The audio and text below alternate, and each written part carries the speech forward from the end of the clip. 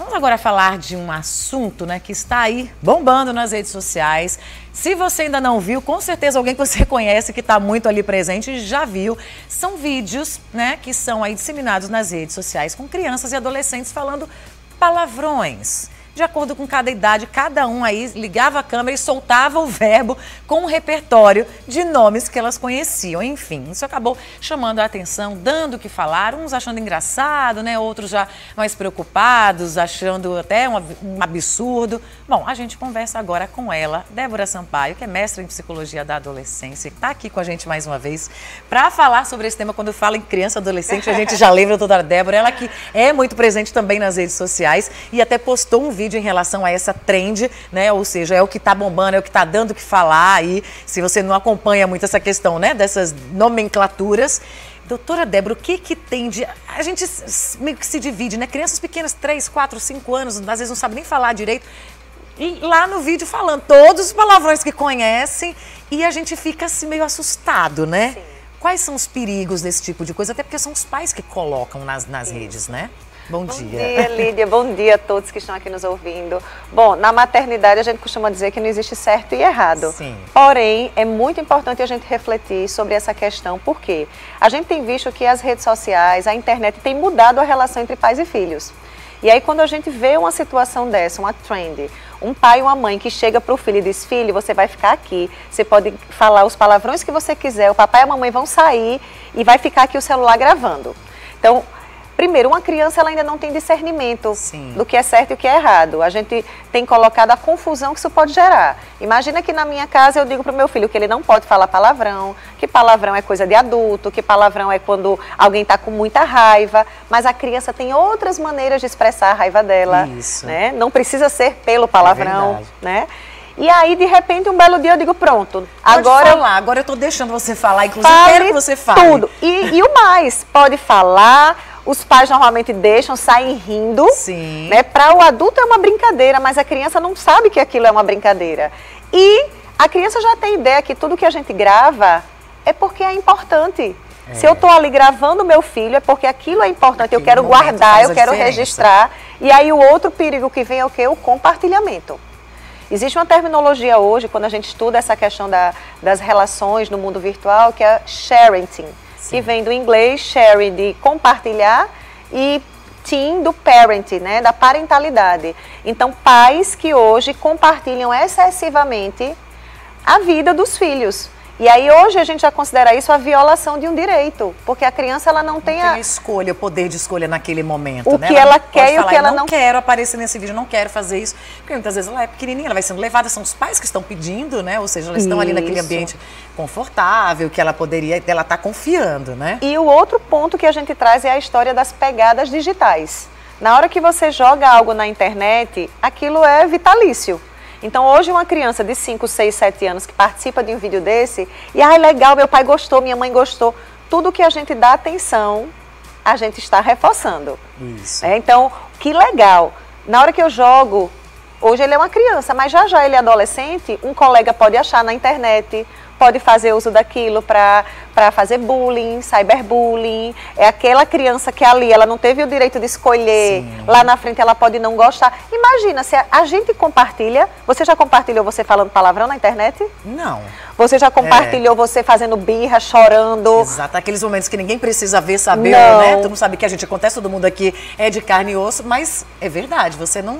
Né? São momentos que você prefere guardar para si, para sua intimidade, para pessoas que estão ali mais próximas. E aí essa questão até dos palavrões, tudo bem, eu quero saber o que é que o meu filho sabe. Mas não precisa compartilhar, né? Esse é o ponto. Eu posso até dizer, filho, eu vou sair, você vai ou escrever, se não sabe escrever, vai gravar aqui, pode falar o que você quiser, que depois a mamãe vem para conversar com você. É isso que eu ia falar, depois, acho que esse momento serviria para uma conversa, claro. Onde está aprendendo, o que tá, por que tá fazendo isso, claro. Você sabe o que isso significa. E parece que esse movimento começou com uma mãe que encontrou essa possibilidade de fazer com que o filho expressasse a raiva através dos palavrões. Sim. Só que isso viralizou, e aí um ponto é esse, a criança ela tem vários outros mecanismos de expressar a raiva dela. Não precisa ser pelo palavrão, porque o palavrão a gente considera socialmente que não é algo de criança. É de adulto. Chora, aí se joga no chão, aí faz birra. Até então a gente compreende, é normal. Quem tem filho sabe que um dia, uma hora, vai passar por isso. Não é verdade? Fica ali no cantinho, chora, se tranca no quarto, ok. Mas aí essas possibilidades. E a gente vê que essa questão da internet, hoje em dia, é muito perigosa, né? A gente sabe que os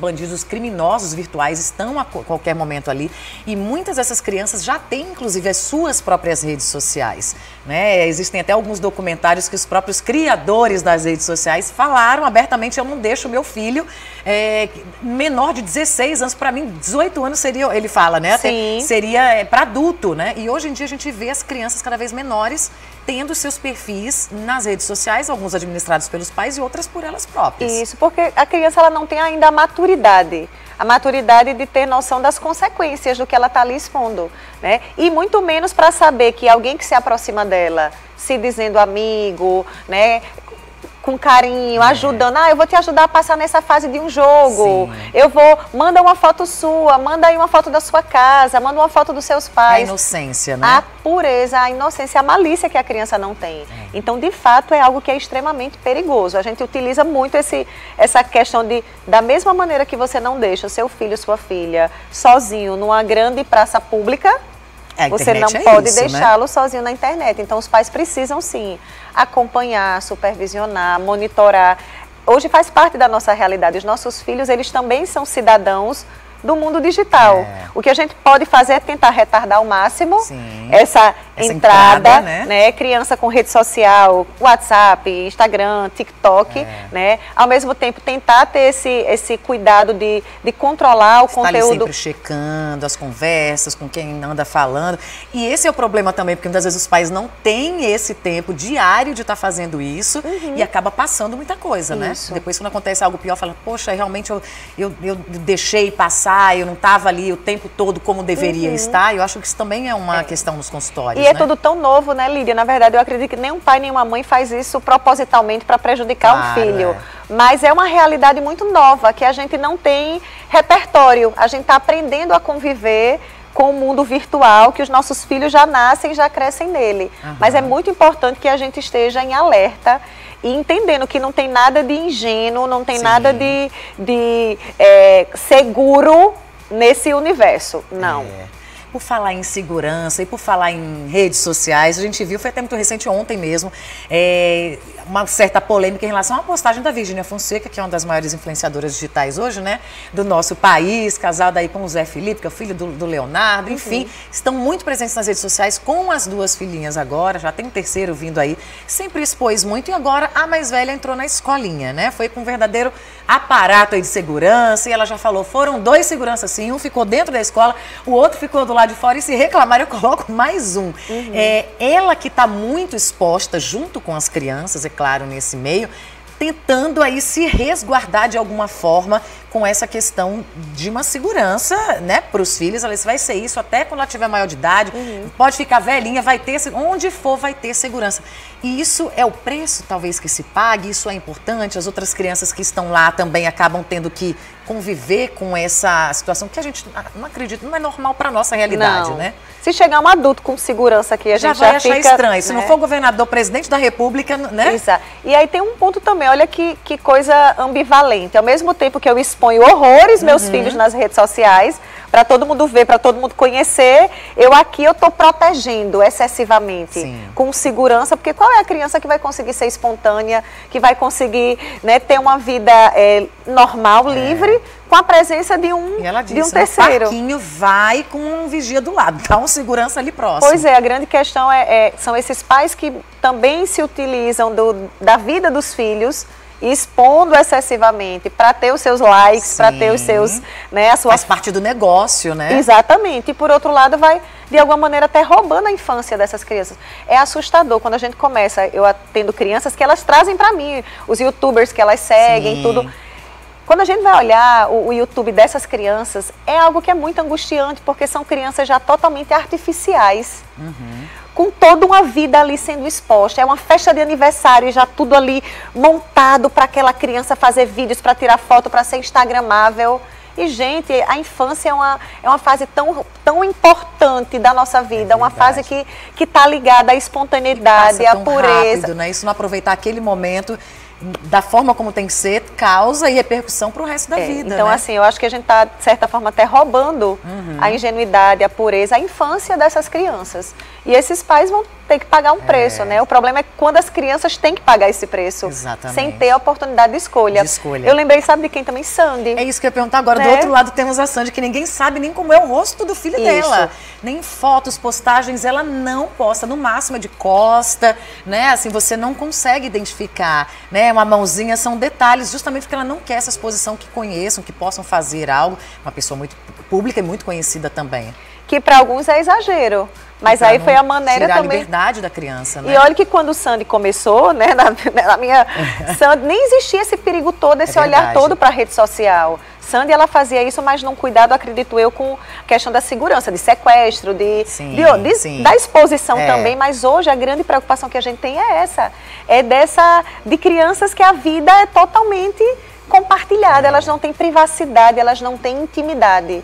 E isso hoje é considerado um crime. É a violação do direito de uma criança. Ela não está ali pedindo para ser exposta, muitas vezes já nasce com a cara estampada em todo lugar, né? Quando são filhos aí de pessoas muito conhecidas, né? De estrelas da música, do cinema, de todo lugar. E alguns realmente a gente está vendo esse movimento contrário, né? Não expor, porque não é algo que ela está ali pedindo. Ela nasceu filha de pessoas famosas, não necessariamente ela irá gostar, por exemplo, de estar nesse meio, ou de ser parada na rua o tempo todo, né? E as pessoas, até as crianças, todo mundo ali, muda completamente a vida, não tem como. Totalmente. É como eu disse, você perde toda a sua liberdade. Enquanto adulto, o adulto ele sabe lidar com isso, com essa privação. O adulto ele consegue encontrar estratégias para poder tentar ter a vida mais normal possível. Mas a criança não. Ela não tem essa habilidade, ela não tem esse discernimento e, de fato, compromete muito o desenvolvimento emocional, social dela. Imagina você não poder sair com seus amigos para ir ao shopping, para um cinema. Você não poder ir para uma festinha, você não poder sair sem ser conhecido. Exatamente. Tipo, isso aí, problema da minha mãe, do meu pai, eles são, eu não pedi para ser. Às vezes não quer nem seguir a carreira, que é completamente diferente, né? E a gente falou assim dessa questão da idade em relação à rede social. Já tem até uma discussão, inclusive, né? Para virar lei, para que crianças menores de 16 anos, isso na Flórida, já está prestes a ser votado, né? Aqui no Brasil, não sei se pode chegar também, inclusive com multa, né, de $10 mil para quem não obedecer, ou seja, redes sociais na Flórida, Estados Unidos, a partir dos 16 anos. A gente está vendo esse movimento que está sendo muito importante de freio. Sim. Eu acho que as redes sociais chegaram de uma forma que a gente não teve controle. Ao máximo, ao pico, já está tudo muito liberado. E agora a gente está entendendo as consequências, né? A gente viu todo esse movimento aí até de provar lá nos Estados Unidos que o quanto que as redes sociais trouxeram prejuízos para a saúde mental de crianças e principalmente de adolescentes. A gente está vendo, então hoje a gente vê um movimento mundial de tentar, de fato, diminuir, minimizar os danos. Sim. E aí a gente está tendo que dar alguns passos para trás. Hoje a rede social é permitida a partir de 13 anos, mas quantas crianças de 8, 9, 10 anos... Só o que a gente vê. Não tem o WhatsApp, não tem o Instagram, não tem que os próprios pais instalam... Criam as páginas e tudo mais. E a gente vê também essa crescente até no número de, por exemplo, de suicídios envolvendo crianças e crianças, né? A gente quase não via adolescentes, jovens, adultos, mas até crianças que muitas vezes quando você vai olhar o que aconteceu, puxar ali por trás, tinha muito a ver com essa questão de exposição de bullying, né? Isso. Inclusive, uma das leis novas que saiu agora em janeiro, que foi justamente a que criminaliza o bullying, o cyberbullying, né? Até como está dentro do Código Penal agora. Olha. Dentro dessa lei, eles trazem também questões como você incitar a criança ou adolescente a comportamentos de autolesão, a suicídio, como um crime hediondo. Olha, mas estava na hora, é importante. Então, assim, a gente agora está tentando encontrar maneiras de proteger, a gente precisa proteger as nossas crianças e adolescentes. Mas o problema, como a gente começou aqui a nossa conversa, é quando essa exposição já vem dentro de casa com os próprios pais, como a própria trend. Já é incentivada, do palavrão. Né, ali dentro, ou seja, tá ali no seu meio, tá todo mundo tranquilo, infelizmente pode ser que isso lá para frente, depois os pais venham se se arrepender, né, do que está sendo feito. Então é melhor colocar o pé no freio agora, dar aquela pensada 2 vezes antes de colocar, de compartilhar algo, principalmente em relação ao seu filho aí nas redes, que depois faz isso, é um caminho sem volta, né? São as pegadas que não se apagam mais. Não se apagam. Doutora Débora, mais uma vez, muito obrigada. Eu que agradeço, um prazer. Prazer, até a próxima.